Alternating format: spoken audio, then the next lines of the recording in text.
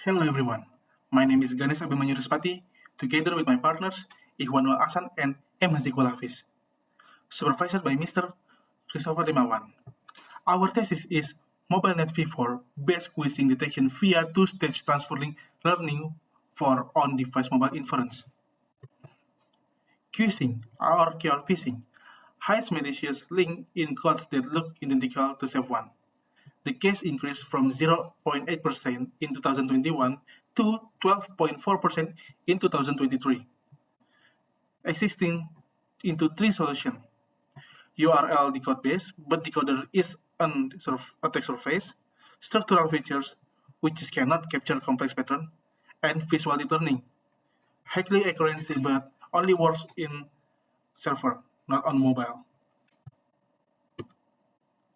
Our research pipeline has 7 stages: dataset selection, dataset preprocessing, dataset division, model design, model training, model testing, and model evaluation. This study used a subset of QR codes from the CIC thread for PIS dataset. From the original dataset of approximately 430,000 benign and 575,000 malicious QR code images, a balanced subset of 200,000 images was selected, comprising 100,000 images per class to maintaining class balance during training. All images were resized to 224 pixel using nearest neighbor interpolation and normalized using the standard ImageNet statistic. Data augmentation was intentionally limited to discrete rotation of 0 degrees, 19 degrees, 180 degrees, and 270 degrees, while random rotation and flipping were excluded to prevent the original structural integrity of the QR code. Finally, the dataset was divided into training, validation, and test set using strifed or 80 10 split for each class with the fixed random seed of 42 to ensure reproducibility.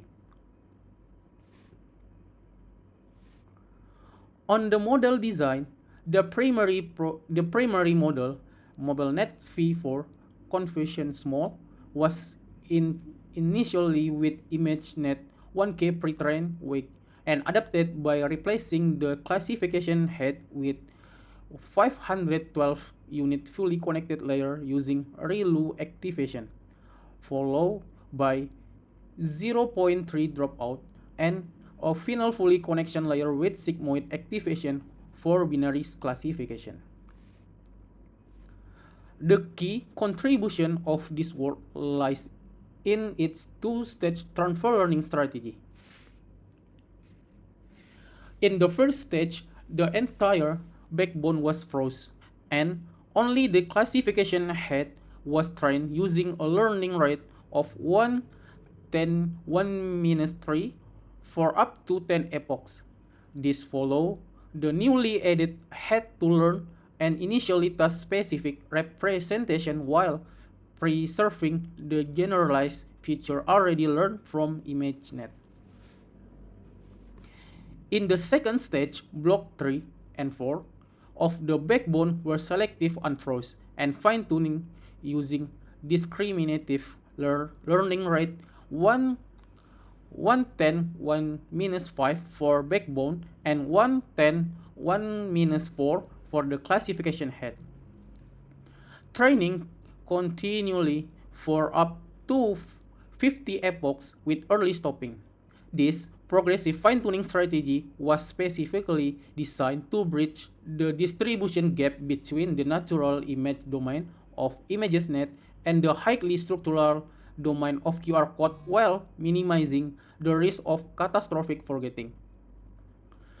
All experiments were conducted on the Kaggle platform using an NVIDIA Tesla T4 GPU with PyTorch and the TIM library for pre-trained model implementation. To evaluation its precisely for the real-world deployment. The trained model was also profiled on the Snapdragon 8 Gen 3 using device Qualcomm AI Hub.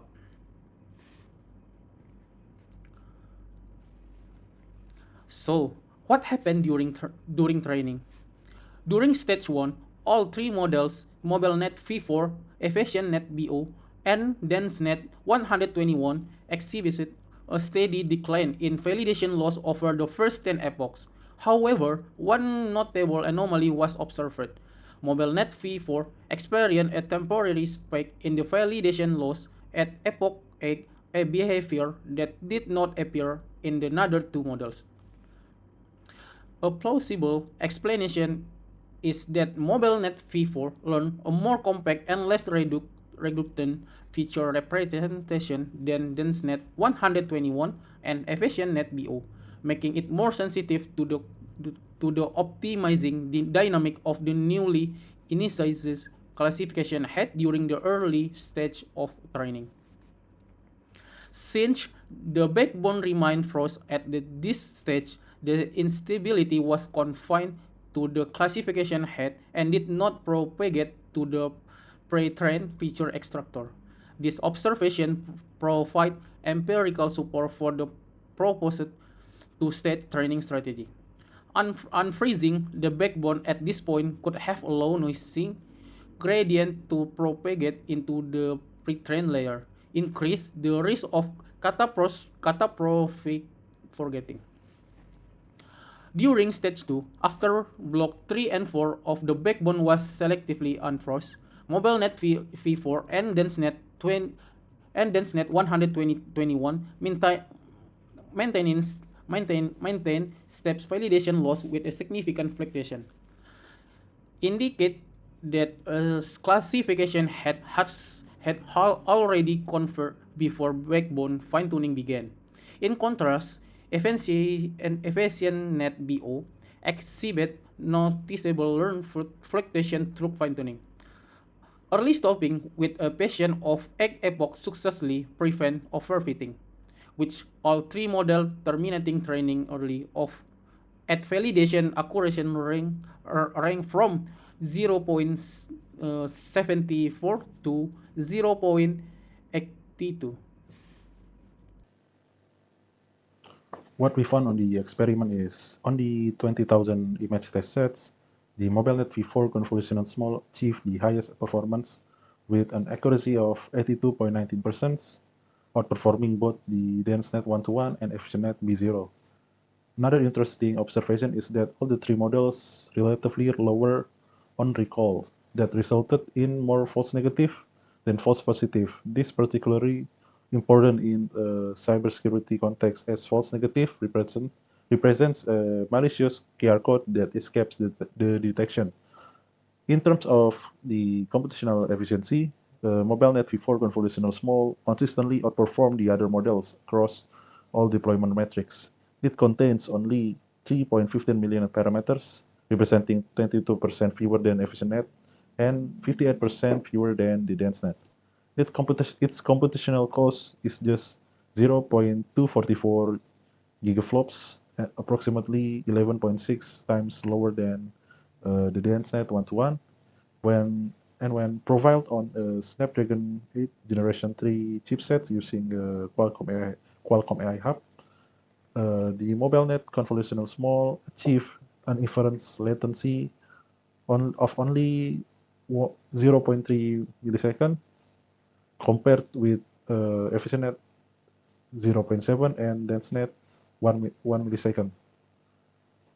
While the model only requiring a peak memory footprint of only 41 megabytes. The most significant finding of this study is that MobileNet V4 achieved both the highest classification accuracy and the lowest computational cost, challenging the conventional trade-off between accuracy and efficiency. A plausible explanation is that the highly regular binary and modular structure of QR codes doesn't require the extensive multi-scale feature extraction capabilities of larger architecture. Consequently, a lightweight model can match or even outperform more complex models while requiring substantially fewer computational resources. This study makes three primary contributions. First, it's proposed a queuing detection framework designed for real-world deployment and validated on mobile-class hardware. Second, it's demonstrated that the proposed two-stage transfer learning strategy effectively mitigates catastrophic forgetting when adapting from the ImageNet domain, which is the subset of natural image, to the QR code image domain. Third, it provides a comprehensive benchmark of the accuracy-efficiency trade-off, evaluating not only classification performance but also models, size, flops, inference latency, and also peak memory usage. Despite these promising results, several limitations should be acknowledged. First, the evaluation was conducted using only a single dataset, that is GIC Trap4Vis, so the model performance on the other datasets or on a real-world QR code variation remains unverified. Second, all the models exhibited lower recall than precision, resulting in more false negative than false positive. The concern in security critical application where the undetected malicious QR code pose the great risk. Third, the hardware profiling was performed only on one high-end mobile chipset, which is the Snapdragon 8 Generation 3, meaning the reported efficiency may not generalize to the mid-range or entry-level chipset or devices. Finally, only one backbone unfreezing configuration, that is Block 3 and 4, was evaluated, while alternative fine-tuning strategies remain unexplored. According several directions for the future works are proposed. First is exploring the alternative backbone unfreezing configuration, and second is integrating detector within a federated learning framework for privacy preserving continuous adaptation to evolving quizzing threats. Ultimately, the study demonstrates that security doesn't have to come at the expense of speed or practicality. With a model lightweight enough to run entirely on device, real-time quizzing detection can now be performed with every QR code scan without perceptible delay and without relying on a remote server connection. Thank you for attention. For another question, you can contact the list of the email below. Thank you.